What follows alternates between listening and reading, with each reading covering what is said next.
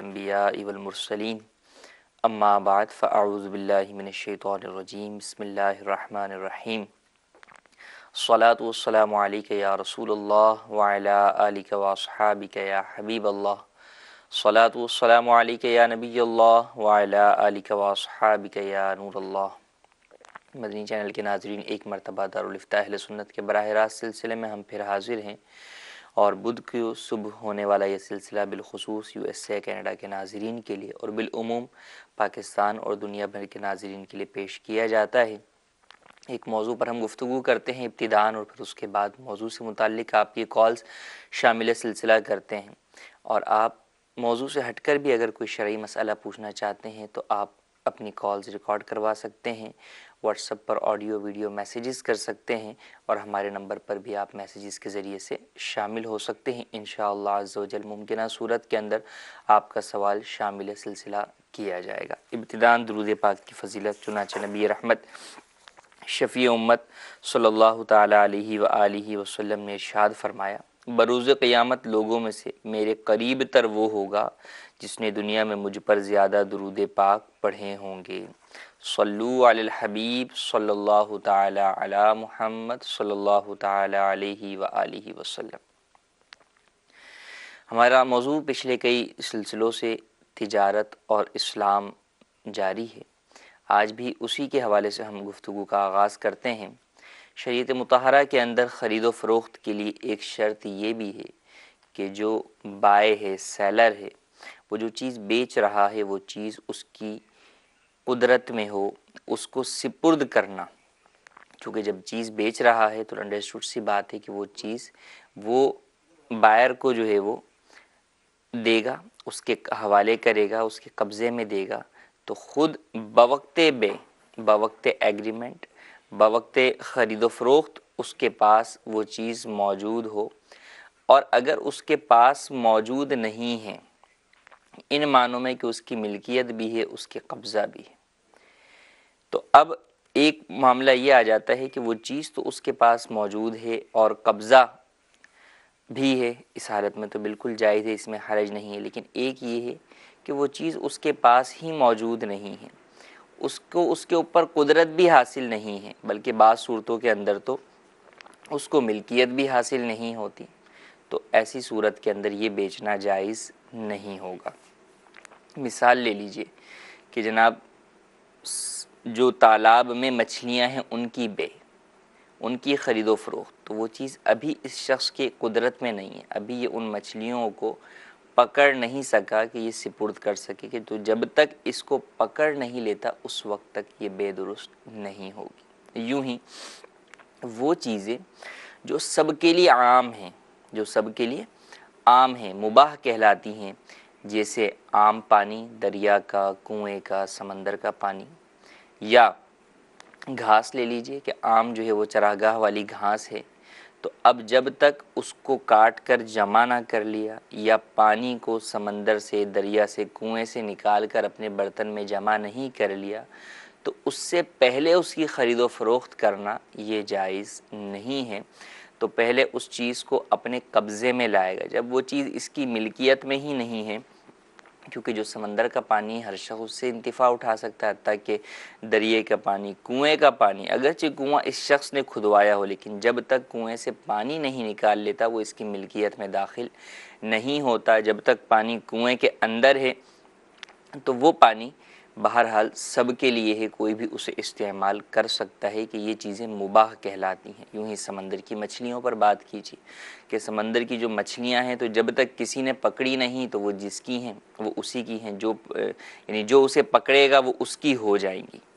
تو لہٰذا ان چیزوں پر قبضہ کرنے سے پہلے یا اپنی ملکیت میں ان کو لانے سے پہلے ان کی خرید و فروخت کرنا جائز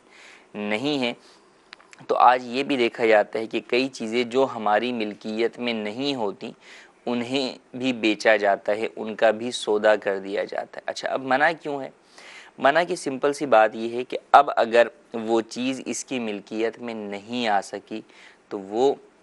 جو عقد کیا ہے دو مسلمانوں نے آپس میں، وہ عقد ٹوٹ جائے گا، فسخ ہو جائے گا، جبکہ عقد کی بڑی اہمیت ہے، اس عقد کی پاسداری اور اس کو پورا کرنا فریقین کے اوپر لازم ہے، تو بات خراب نہ ہو، دوسرے مسلمان کو دھوکہ نہ ہو اور عقد فسخ نہ ہو، ان وجوہات کی بنا کے اوپر اس چیز سے منع کیا گیا۔ تو ان باتوں کا بھی خیال رکھنا ضروری ہے۔ آئیے ہم آپ کے موضوع سے متعلق کالز شامل کرتے ہیں۔ جی طلاق کا یہ مسئلہ ہے، میری اور بیوی کا جھگڑا ہوا تھا تو میں نے غصے میں آ کر اس کو 3 دفعہ طلاق بول دیا تھا، تو دوبارہ ہماری ٹھیک 2-3 گھنٹے کے بعد ہماری صلح ہو گئی ہے۔ اس کا اب کیا طریقہ کار ہے؟ وہ کہہ رہے طلاق ہو گیا، اب یہ بیوی نہیں آتی۔ جی مزید کال۔ السلام علیکم ورحمۃ اللہ وبرکاتہ۔ وعلیکم السلام ورحمۃ اللہ وبرکاتہ۔ جی میں پوچھنا چاہتا ہوں مفتی صاحب سے کہ بچے کا نام محمد حنان رکھنا کیسا ہے؟ نئے پیدا شدہ بچے کا نام محمد حنان رکھنا بہتر ہے یا عبد الحنان، اور اس کے معنی کیا ہے؟ جی مزید کال۔ سوال یہ ہے کہ یہ جو بیمہ پالیسی کرتے ہیں اس کی شرعی حیثیت کیا ہے؟ جی پہلا سوال جو ہے وہ ہمارا طلاق سے متعلق تھا۔ طلاق اگر کسی شخص نے اپنی بیوی کو دی ہے تو دار و مدار سب سے پہلے الفاظ طلاق پر جاتا ہے کہ وہ کن الفاظ سے طلاق دی ہے اور کتنی مرتبہ طلاق دی ہے۔ اگر کسی شخص نے اپنی مدخولہ بیوی کو 3 طلاقیں دے دیں، چاہے ایک ہی نشست میں دے دیں، ایک ہی جملے میں دے دیں، تو ایسی صورت کے اندر تینوں طلاقیں واقع ہو جائیں گی،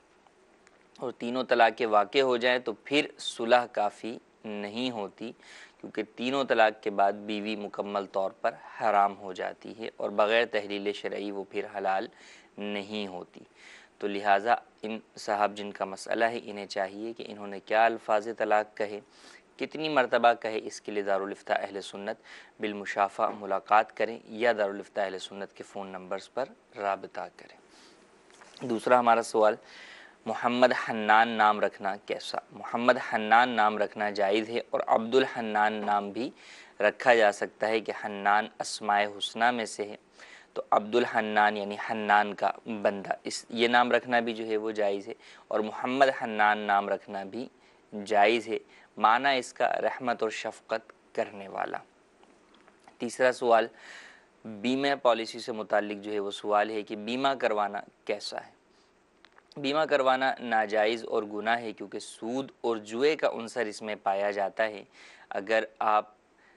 لائف انشورنس کی بات کریں تو اس کے اندر آپ کو سود ملتا ہے کہ آپ کی جمع شدہ رقم تو بالکل محفوظ رہتی ہے، لیکن اس کے اوپر انٹرسٹ ملتا ہے، اور جو آپ کی رقم جمع ہے اس شرط پر کہ اس میں نقصان نہیں ہوگا، یہی قرض ہے، اور قرض پر جو نفع ملے وہ سود ہوتا ہے۔ اور اگر جوئے کی بات کریں تو عمومی طور پہ جنرل انشورنس جو ہوتی ہے تو اس میں جوئے کا پہلو بھی پایا جاتا ہے کہ آپ سال 2 سال 5 سال ایک لمیٹڈ میعاد کے لیے آپ معاہدہ کرتے ہیں کہ اس میں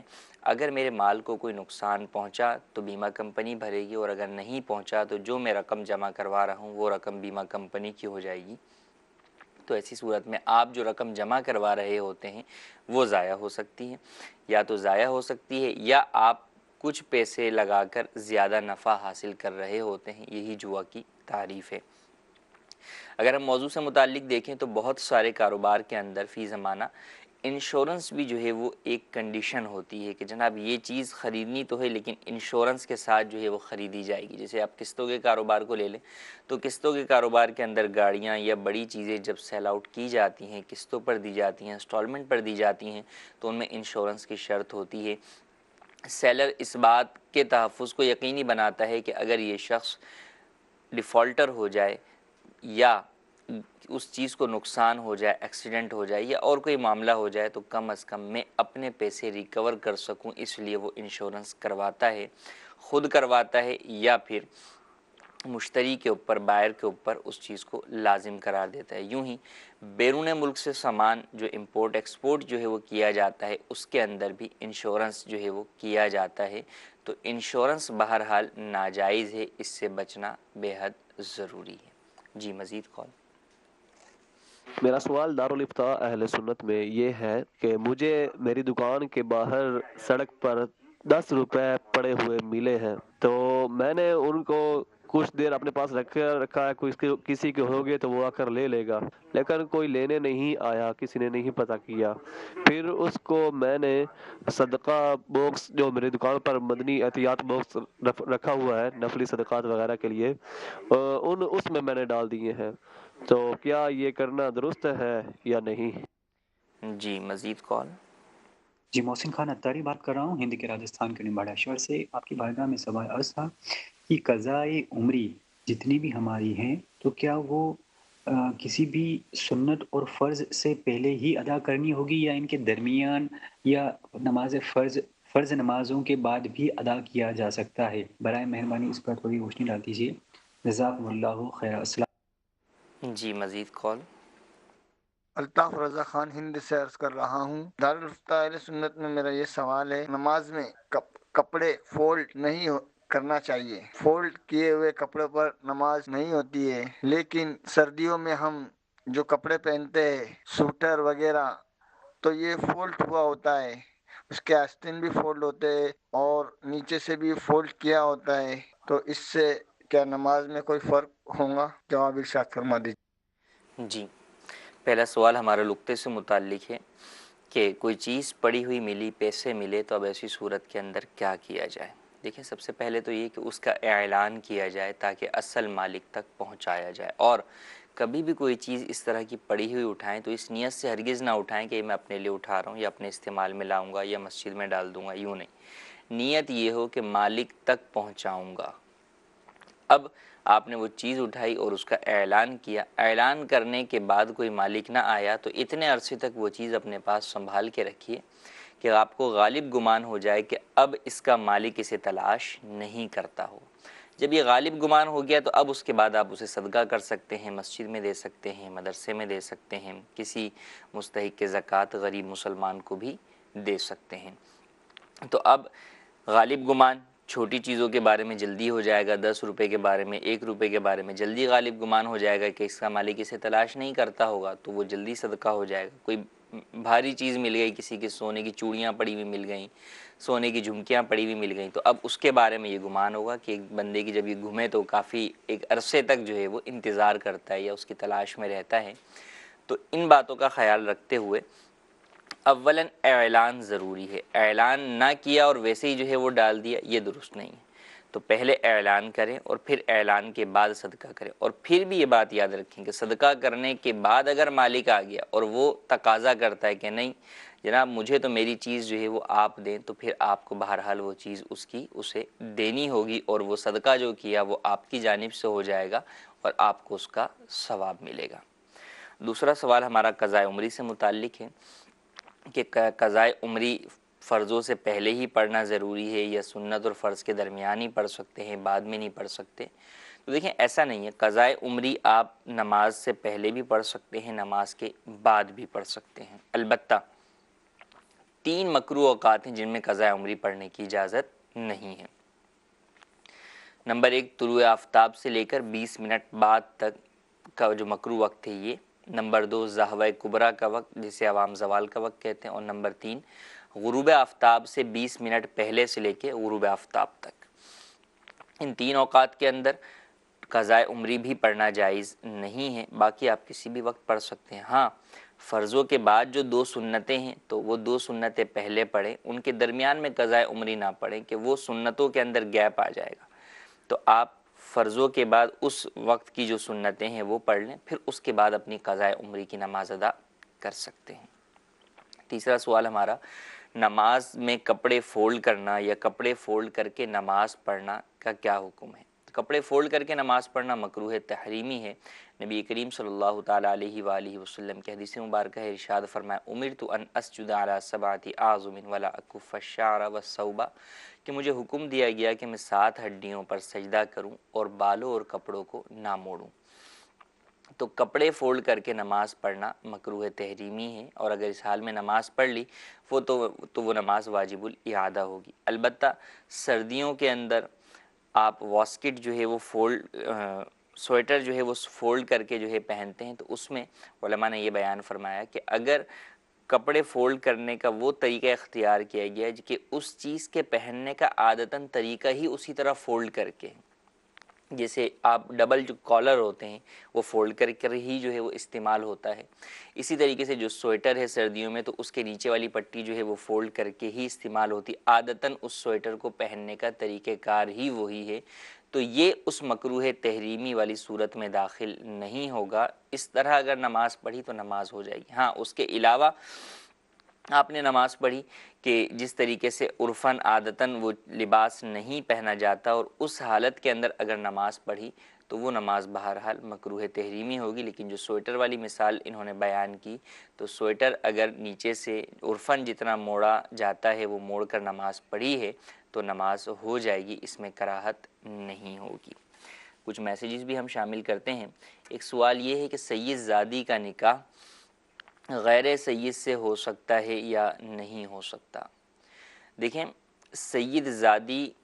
کا نکاح غیر سید سے والدین کی اولیاء کی رضامندی سے اور خود سید زادی کی رضامندی سے تو بہرحال ہو سکتا ہے. مسئلہ یہ ہے کہ اگر سید زادی اپنے اولیاء والد باپ یا بھائی جو بھی اس وقت اس کا ولی ہے اس کی اجازت کے بغیر اس کی رضامندی کے بغیر وہ غیر سید سے نکاح کرتی ہے تو اب یہ نکاح منعقد نہیں ہوگا. کیونکہ غیر سید وہ سید زادی کا کفو نہیں ہے, ہم پلہ نہیں ہے, تو اولیاء کی رضامندی کے بغیر یہ نکاح نہیں ہوگا. لیکن اگر اولیاء بھی راضی ہیں, خود جو ہے وہ لڑکی بھی راضی ہے, تو پھر ایسی صورت کے اندر نکاح ہو سکتا ہے, اس میں حرج نہیں ہے. دوسرا سوال ایک یہ ہے کہ کیا خواتین اولیاء اللہ سے برکت حاصل کرنے کے لیے ان کے مزارات پر جا سکتی ہیں یا نہیں. کہ خواتین کو مزارات اولیاء پر جانا منع ہے. تبرک حاصل کرنے کے لیے گھر سے ہی فاتحہ اور ایصال ثواب کیجیے, لیکن ان کے مزارات پر تشریف نہ لے جائیں. ہاں خواتین کو بارگاہ رسالت میں حاضر ہونے کی اجازت ہے کہ نبی کریم صلی اللہ علیہ وآلہ وسلم کے روضہ مبارکہ پر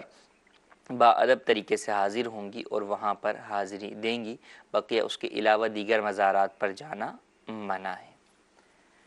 جی مزید کالز. محمد ابو بکر طاری اٹلی کے شہر بریشا سے عرض کر رہا ہوں, کیا فرماتے ہیں علماء دین اس بارے میں کہ جنگلی درندوں کی کھال فروخت کرنا کیسا, نیز اس کا استعمال کرنا کیسا ہے؟ جواب ارشاد فرما دیں. درندوں کی کھال فروخت کرنا, اولاً تو جانوروں کے اندر خنزیر کی اگر کھال ہے وہ تو نجس العین ہے, اس کی خرید و فروخت حرام ہے. اور اس کے علاوہ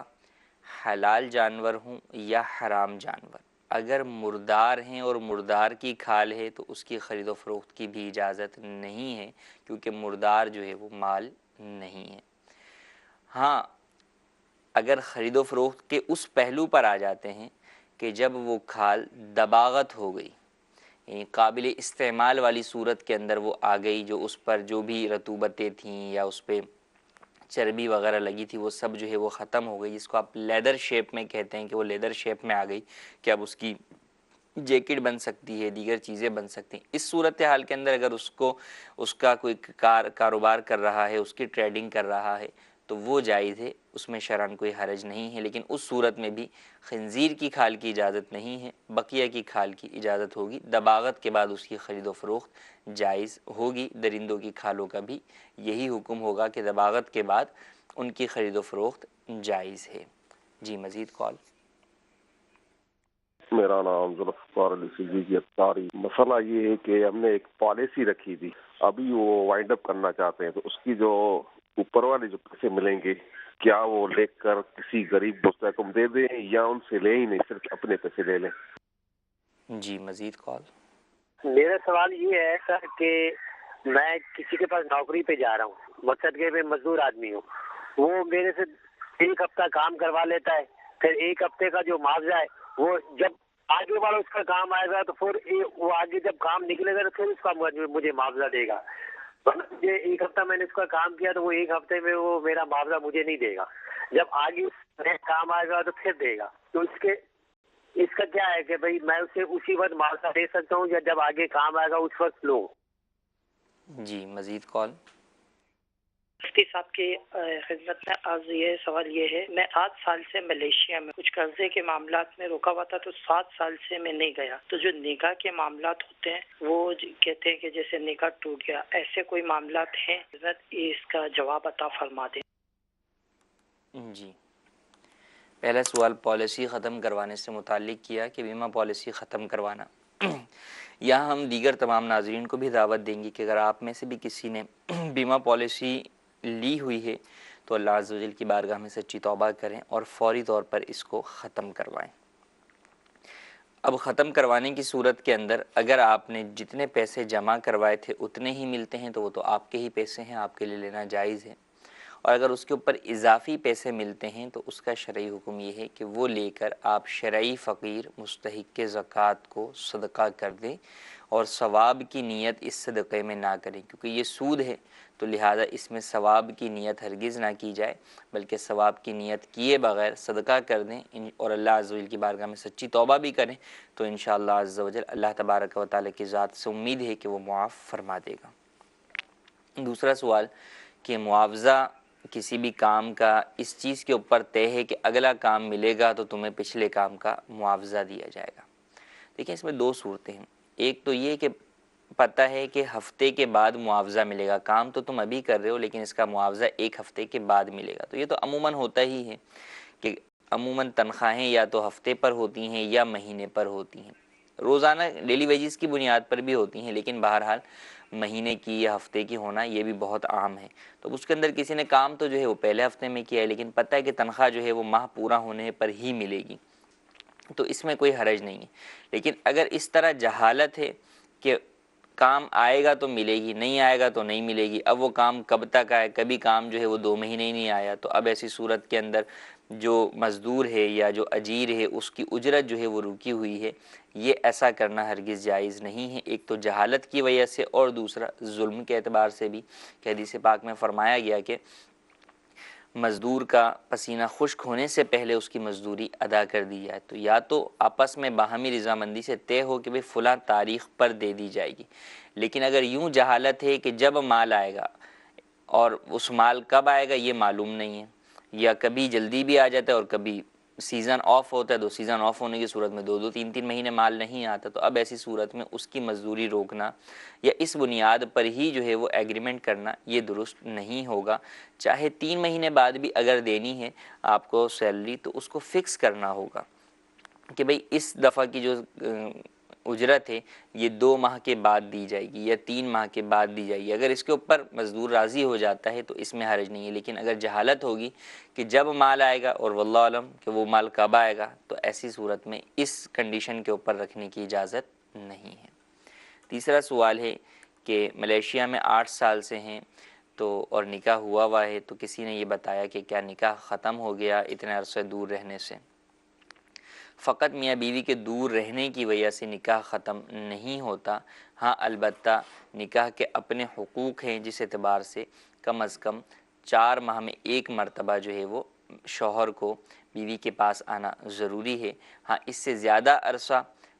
اپنی زوجہ کی اجازت سے دور رہ سکتا ہے جبکہ خود اپنے اور زوجہ کے گناہ میں پڑنے کا اندیشہ نہ ہو، تو ان باتوں کا بہرحال بیرون ملک رہنے والوں کو خیال رکھنا ضروری ہے کہ فقط مال کی دوڑ میں ہی جو ہے وہ اتنا آگے نہ چلے جائیں کہ جو ہمارے اپنے حقوق العباد ہیں، جو اپنے بچوں سے متعلق ہیں، والدین سے متعلق ہیں، زوجہ سے متعلق ہیں، کہیں وہ حقوق تلف نہ ہو رہے ہوں، تو بہرحال حق تلفی سے بچنا یہ بہرحال ضروری ہے۔ جی مزید کالز۔ احمد نواز اطاری بات کر رہا ہوں۔ میرا یہ سوال ہے کہ اگر کسی کو بیٹا پیدا ہوتا ہے تو اس کے لیے 2 بکرے ہوتے ہیں، کیا وہ 2 بکرے دینا ضروری ہے یا اس کے مطابق بدل کوئی دے سکتا ہے؟ جی مزید کال۔ میرا نام سراج احمد ہے، میں مدینہ منورہ سے بات کر رہا ہوں۔ مفتی صاحب سے میرا یہ سوال ہے کہ میں کچھ بھی کھاتا ہوں پیتا ہوں، یعنی کہ پانی بھی پیتا ہوں، تو میں کہتا ہوں کہ یا اللہ شکر ہے تیرا دیا اور رزق کھا رہا ہوں آپ صلی اللہ علیہ وسلم کے صدقے، یہ کیسا، اس کا کوئی مدنی پھول ارشاد فرما دیجئے۔ جی مزید کال۔ میرا نام خالد حسین ہے، میں یہ سوال کرتا ہوں کہ یہ جمعے کی دوسری اذان جو مولوی صاحب کے سامنے ہوتی ہے کچھ لوگ کہتے ہیں کہ نہیں یہ مسجد سے باہر ہونی چاہیے اور مولوی صاحب کے سامنے ہو، اس کے بارے میں صحیح رہنمائی بتا دیں۔ جی، پہلا سوال ہمارا کہ عقیقے کے لیے 2 بکرے، اگر بیٹا ہو تو ایسی صورت میں 2 بکرے کرنے چاہیے عقیقے کے لیے، لیکن اگر 1 بکرا بھی کر دیں گے تو بھی عقیقہ ادا ہو جائے گا، یوں ہی بکرے کی جگہ بکری بھی ہو سکتی ہے۔ ہاں بہتر 2 بکرے ہیں تو حسب استطاعت 2 بکرے ہی کیے جائیں، اور جہاں طاقت نہ ہو تو وہاں کم از کم 1 بکرا یا 1 بکری کریں۔ عقیقہ مستحب ہے تو اس کے اوپر عمل کرنا چاہیے۔ دوسرا سوال کہ نبی کریم صلی اللہ علیہ اللہ عز و جل کا شکر ادا کرنے کے ساتھ ساتھ یہ کہنا کہ نبی کریم صلی اللہ علیہ وسلم کا صدقہ ہے،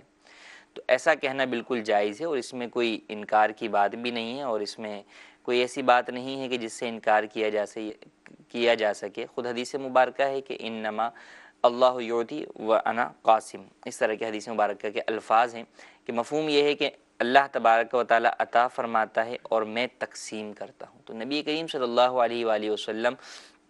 قاسم نعمت ہیں، رب کی نعمتوں کو تقسیم فرمانے والے ہیں، اور ہمیں جو کچھ بھی ملتا ہے حضور کے صدقے سے ہی ملتا ہے، تو بالکل اس طرح کے الفاظ کہنے میں کوئی حرج نہیں ہے، اور کسی بھی مسلمان کو اس بات پر اعتراض ہو ہی نہیں سکتا کہ یہ حضور کا صدقہ نہیں ہے۔ یہ کائنات کا سارا وجود ہی سب حضور اکرم صلی اللہ علیہ وآلہ وسلم کے دم سے ہے، کہ آپ نہ ہوتے تو یہ کائنات نہ ہوتی، تو یقیناً تمام نعمتیں ہمیں نبی کریم صلی اللہ علیہ وآلہ وسلم کے صدقے سے ہی ملتی ہیں۔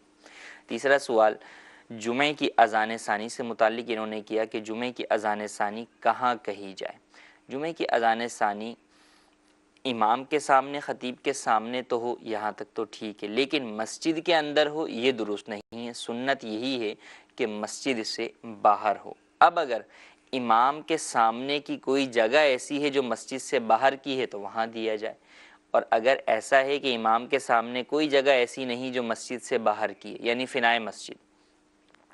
اور فنائے مسجد کسی اور جگہ، امام کی سیدھ میں تو کوئی بھی حصہ فنائے مسجد نہیں ہے، ہاں پھر ہٹ کر فنائے مسجد ہے، تو پھر فنائے مسجد میں اذان دی جائے گی۔ کہ اذان مسجد میں دینا یہ خلاف سنت ہے، تو اذان مسجد سے باہر ہی دی جائے گی، تو عین مسجد میں ہرگز اذان نہیں دی جائے گی، نہ ہی جمعے کی اذان نہ ہی کوئی اور اذان۔ تمام اذانیں عین مسجد کے بجائے فنائے مسجد میں ہی دی جائیں گی، یہی سنت ہے، تو اسی بات کا خیال رکھا جائے۔ کچھ میسیجز بھی ہم شامل کرتے ہیں۔ ایک سوال یہ ہے کہ اگر کسی شخص پر غسل فرض ہو گیا اور صبح اٹھ کر اس نے فجر کی نماز ادا کر لی، بعد میں معلوم ہوا تو نماز فجر کا کیا حکم ہے؟ تو نماز فجر ایسی صورت کے اندر نہیں ہوگی، چونکہ انجانے میں پڑھی ہے تو اس لیے گناہگار تو نہیں ہوگا، ہاں البتہ اس نماز کو دہرانا اس کے اوپر لازم ہوگا، اس کو دوبارہ نماز کو وہ پڑھے گا۔ دوسرا ایک سوال یہ ہے کہ لڑکی کی عمر 22 سال اور لڑکے کی عمر 42 سال ہو تو کیا نکاح جائز ہے؟ جی ہاں، نکاح جائز ہے، اس میں کوئی حرج شرعی اعتبار سے نہیں ہے۔ عمروں کے اندر جو بھی معاملات ہیں کہ بھئی اتنی ہو، تو وہ بہتری کے اعتبار سے جو ہے وہ والدین اپنی بیٹی کے لیے یا بیٹے کے لیے دیکھتے ہیں، لیکن بہرحال شرعی اعتبار سے کوئی حدود و قیود عمر کے اعتبار سے نہیں ہے کہ اس عمر میں لڑکا ہو اور اس عمر میں لڑکی ہو تو ہی نکاح ہوگا، ایسا نہیں۔ بلکہ اگر اس کے برعکس بھی ہو، جو ہمارے ہاں معاشرے میں ہوتا ہے کہ عموماً لڑکی کی عمر کم ہوتی ہے، لیکن اگر لڑکی کی عمر زیادہ ہو تو بھی نکاح جائز ہے۔ خود نبی کریم صلی اللہ علیہ وآلہ وسلم کا نکاح جب سیدہ خدیجہ رضی اللہ تعالی عنہا سے ہوا تو اس وقت سیدہ خدیجہ رضی اللہ تعالی عنہا کی عمر جو ہے وہ 40 سال اور نبی کریم صلی اللہ علیہ وآلہ وسلم کی عمر مبارک 25 سال تھی، تو وہ نکاح بھی ہوا۔ تو شرعی اعتبار سے اس میں کوئی لازم چیز نہیں ہے، کسی بھی عمر کے اندر نکاح ہو سکتا ہے۔ جی مزید کال۔ میرا دارالفتہ میں یہ سوال ہے کہ ہم کاروبار کرنے کے لیے بولی والی کمیٹی ڈالتے ہیں جس کے پیسے ہم اپنے کاروبار میں استعمال کرتے ہیں۔ کچھ لوگوں کا کیا کہنا ہے کہ بولی والی کمیٹی جائز نہیں، یہ سود میں آتا ہے، لیکن میرا سوال یہ ہے کہ اس کی اوسط بے اگر 1 لاکھ کی کمیٹی کی 60,000 آتی ہے تو وہ کوئی 25,000 میں اٹھاتا ہے اور کوئی 80,000 میں، اور کچھ لوگ ایسے ہوتے ہیں جو 60,000 میں اٹھاتے ہیں جن کا نفع نقصان سے کوئی تعلق نہیں، تو ایسی صورت میں یہ سود کس طرح ہے، ذرا واضح ارشاد فرمائیں۔ جی مزید کال۔ حضور آپ سے ایک مسئلہ پوچھنا تھا، اگر محلے میں فوتگی ہو جائے اور وہ کھانا جو ہے وہ گھر میں بھیج دیں تو وہ کھانا کیسا ہے؟ جی مزید کال۔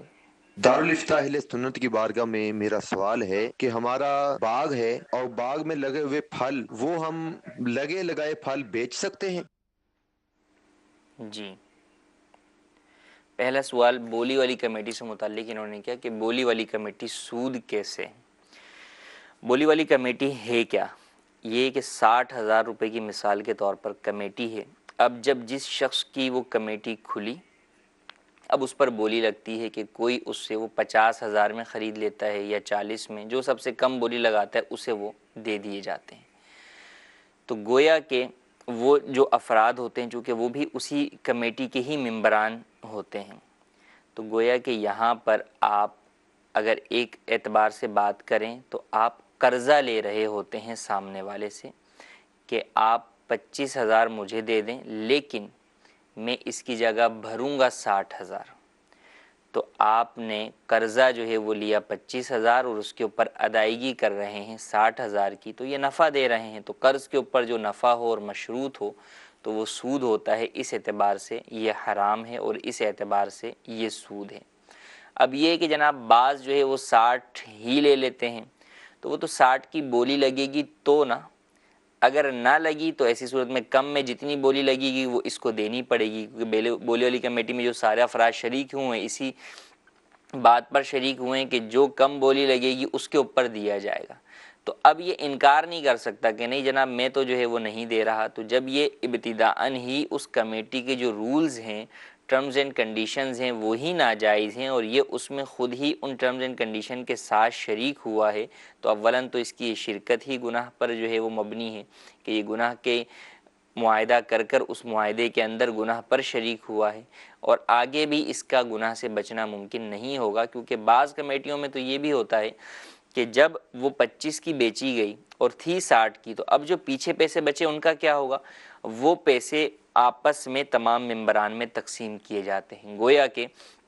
ये सूद होता है जो कि सूद तमाम मेंबरान को दिया जाता है, तो ये सूद उसको भी मिलेगा। अब वो कहे कि मैं नहीं लेता या मैं सदका कर देता हूँ, तो बहरहाल लेगा। तो अगरचे सदका करे वो तो बाद का हुक्म है, गुनाहगार ज़रूर होगा। तो इस एतबार से तमाम मेंबरान ही बोली वाली कमेटी के अंदर नाजायज़ और गुनाह में शरीक होते हैं। मज़ीद तफसील के लिए इस मौजू पर आप फ़ोन पे हमसे रब्ता कर लीजिए या फिर आप दारुल-इफ्ता अहले सुन्नत का तहरीरी फ़तवा भी इस मौजू पर हासिल कर सकते हैं। दूसरा सवाल कि मय्यत का खाना, मय्यत के खाने में जो मय्यत के मौके पर या तीजे तक, तीसरे दिन तक जो लोगों को बुलाकर दावत का एहतमाम करके खाना खिलाया जाता है, ये जायज़ नहीं है। अहले मय्यत भी गुनाहगार होंगे इसमें अगर वो इन चीज़ों का एहतमाम करते हैं। और अगर गनी यानी वो शख्स जो मुस्तहिक़ ज़कात नहीं है वो अगर शरीक होता है तो उसके लिए शरीक होना, खाना खाना भी जायज़ नहीं है। और अगर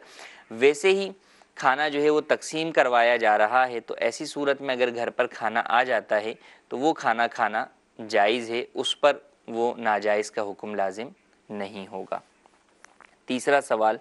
बाग के फल का है। बहुत ही मारिकतुल आरा जो है वो ये मसला है और कई आज नहीं सदियों से उलमा के माबैन ये ज़ेर बहस रहा कि बाग की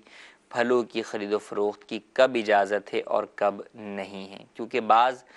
तो फल आने से पहले ही जो है वो पूरे के पूरे बाग जो है वो बिक जाते हैं, बाज़ जगहों पर फूल आने पर बिक जाते हैं। अमूमन यही दो सूरतें जो है वो अमूमन होती हैं। बाद में फल आने के बाद बेचना ये तो बहुत ही शाज़ व नादिर सूरत है। हाँ, ये है कि अपना ही फल है और एक बाग है और उसकी किसी दरख्त के ऊपर जो है वो फल लगा हुआ है और अब कोई उससे ख़रीदने आता है कि यार ये दो जो है वो माल्टे जो है वो दे दें, अब वो उस दो माल्टों का सौदा कर लेता है और फिर तोड़ के दे देता है, तो इसमें तो हरज नहीं है। लेकिन जो पहली दो सूरतें हैं तो उसमें काफ़ी तफसील है, बाज़ सूरतों में इजाज़त है और बाज़ सूरतों में इजाज़त नहीं है। तो इससे मुतालिक आप तफसीली तौर पर दारुल-इफ्ता अहले सुन्नत से राबता कर लीजिए। जी, मज़ीद कॉल। मेरा मुफ्ती साहब की खिदमत में ये सवाल है कि हम एक दुकान से कपड़ा ख़रीदते हैं सूट, तो वो हमें 1500 रुपये का मिलता है। वही सूट अगर हम दूसरी दुकान से ख़रीदते हैं तो वो हमें कहता है ये 2000 रुपये का है, जबकि किसी ऐसे दुकानदार से ख़रीदें जिसके साथ हमारे ताल्लुकात हैं और वो बड़ा मेहरबान भी है हम पर, वो हमें 1200 रुपये का भी दे देता है। तो क्या इस्लाम इस चीज़ की इजाज़त देता है کہ یہ تاجر حضرات جو ہے جتنا مرضی نفع لیتے رہیں، اس کی وضاحت فرما دیجئے، جزاک اللہ خیرہ۔ جی مزید کال۔ میرا نام اکبر علی ہے۔ ابھی یہ جنرل انشورنس کے حوالے سے بتا رہے تھے نا، جنرل انشورنس جوا ہے، جوا اور انشورنس میں تو زمین آسمان کا فرق ہے۔ جوا تو آپ کھیلا جا رہے ہیں، اسی آن دا اسپاٹ جو ہے نا فیصلہ ہوتا ہے، لیکن انشورنس میں تو آپ کلیم آ بھی سکتے ہیں، نہیں بھی آ سکتے ہیں۔ جی مزید کال۔ ایک مسئلہ پوچھنا تھا، یہ جو ہم گاڑیاں لیتے ہیں، سوزوکی ہو گئی یا کار ہو گئی، تو یہ پٹھانوں سے اکثر بہتر لیتے ہیں، تو یہ ہم دیتے ہیں، ان سے جا کے بولتے ہیں بھائی ہم ایڈوانس آپ کو 3 لاکھ روپے دے رہے ہیں، تو اس کی سال میں ہم پیمنٹ کریں گے، تو اس کی قیمت ہو گئی 10 لاکھ روپے، ویسے نقد کی قیمت ہے 8 لاکھ روپے، تو ہم اس کو سال میں پیمنٹ کر رہے ہیں 10 لاکھ روپے، تو وہ ہم اس کو راوی کو، سوزوکی کو، پک اپ کو ہم کرائے پہ چلا رہے ہیں یا ٹیکسی ہے اس کو کرائے پہ چلا رہے ہیں، اور اس کے بعد اس کو وہ قیمت ادا کر رہے ہیں، تو یہ سود میں شامل ہے یا یہ مزدوری کے لائق ہے؟ جی پہلا سوال کہ نفع کی مقدار اسلام نے کیا مقرر کی ہے، کہ وہی ایک چیز کسی دکان پہ کسی میں ملتی ہے، کسی میں کسی جگہ پر، اور کسی میں کسی قیمت پر ملتی ہے، لیکن شریعت مطہرہ نے جھوٹ اور دھوکہ دہی سے کاروبار میں منع کیا۔ آپ جھوٹ بول کر نہ بیچیں کہ یہ چیز مجھے اتنے کی پڑی ہے، حالانکہ وہ چیز آپ کو اس سے سستے میں پڑی ہے، جھوٹ نہ بولا جائے۔ جھوٹ نہیں کہتے، دھوکہ نہیں دیتے، تو ایسی صورت کے اندر آپ اگر وہ مال بیچتے ہیں تو آپ اس مال کو اپنا نفع رکھ کر بیچ سکتے ہیں۔ نفع کی مقدار شریعت نے بیان نہیں کی کہ اتنا نفع لے سکتے ہیں، اتنا نہیں لے سکتے، ایسا نہیں۔ اس چیز میں شریعت مطہرہ نے اختیار دیا، اور اس کی پھر وجوہات بھی بہت ساری ہیں، کہ جسے انہوں نے خود مثال دی کہ ایک جگہ 1200 کا سوٹ، ایک جگہ 1500 کا، ایک 2000 کا، تو بعض جگہوں پر واقعی بہت زیادہ نفع بھی لیا جاتا ہے، جو کہ قابل مذمت ان معنوں کے اندر ہے کہ بعض جگہوں پر دوسرے مسلمان بھائیوں کا خیال نہیں رکھا جاتا، یا قانون کی خلاف ورزی کی جاتی ہے، قانونی اعتبار سے بعض چیزوں کے ریٹ شو کر دیے جاتے ہیں، اور اس کے بعد یہ قانون کی خلاف ورزی کر کے خود بھی جرم کے مرتکب ہو رہے ہوتے ہیں۔ لیکن بعض جگہوں پر واقعی فرق آ سکتا ہے کہ ایک مہنگا علاقہ ہے، وہاں پر دکان کا کرایہ جو ہے وہ 50,000 ہے، ایک جگہ ہے جہاں پر دکان کا کرایہ 10,000 ہے، تو اس اعتبار سے ایک ہے کہ چیز کو خریدنے کے بعد اس کی کاسٹ کیا پڑی، وہ دکان کا کرایہ اور دیگر سارے اخراجات نکال کر اس چیز کی کاسٹ ہی ہو سکتا ہے 2,000 بیچنے والے کو جو ہے وہ 1500 پڑی، 1200 بیچنے والے کو ہو سکتا ہے 1000 پڑی ہو،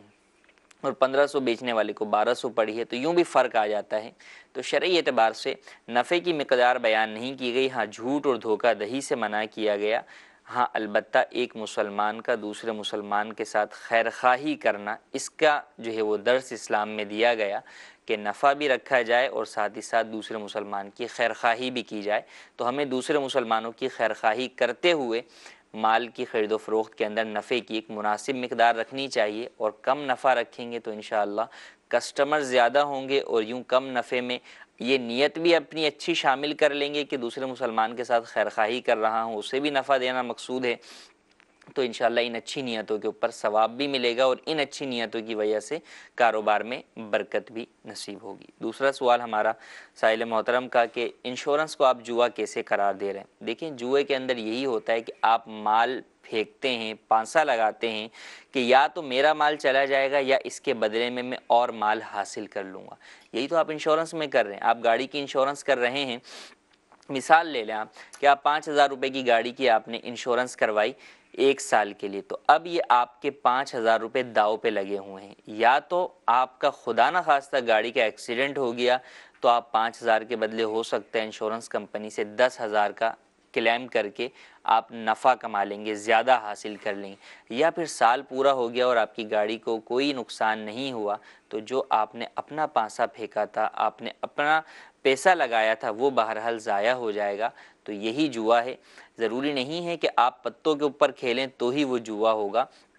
تعریف شریعت میں دیکھی جاتی ہے، اس چیز کی ڈیفینیشن دیکھی جاتی ہے، اور اصل روح کو دیکھا جاتا ہے کہ بنیاد کیا چیز ہے۔ نام تو بہت سارے تبدیل ہو جاتے ہیں بہت ساری جگہوں کے اوپر، تو نام پر اعتبار نہیں کیا جاتا، اعتبار اس چیز کا ہوتا ہے کہ آپ کی اس چیز کی اصل حقیقت اور حیثیت کیا ہے۔ وہ یہی ہے کہ آپ یہاں پر اپنا پیسہ خطر پر پیش کرتے ہیں کہ یا تو ضائع ہو جائے گا یا میں اس کے ذریعے سے اور زیادہ حاصل کر لوں گا، تو یہ جب آپ کرتے ہیں تو یہ بہرحال جائز نہیں ہے اور یہ جوا ہی ہے۔ ہاں بعض میں اس کے اوپر بعضوں کو ہو سکتا ہے اشکال آ جائے کہ کاروبار کے اندر بھی تو ہم یہ کرتے ہیں، لیکن کاروبار کے اندر آپ مال خریدتے ہیں، آپ انویسٹمنٹ کر کے مال خرید لیتے ہیں، آپ کو وہ چیز حاصل ہو گئی، اب اس چیز سے آگے آپ کو نفع حاصل ہو یا نہ ہو یہ ایک الگ بات ہے، ہو سکتا ہے کہ آپ کو لاس ہو جائے، لیکن بہرحال وہاں جب آپ نے انویسٹ کیا، آپ نے اپنا مال لگایا، اس کے عوض آپ نے مال لے لیا، وہ مال آگے اتنے کا بکے، آپ کو نفع دینے والا بکے یا لاس میں دینے والا بکے، یہ ایک علیحدہ چیز ہے، لیکن بہرحال مال تو آپ کو مل گیا نا۔ جبکہ یہاں پر آپ جب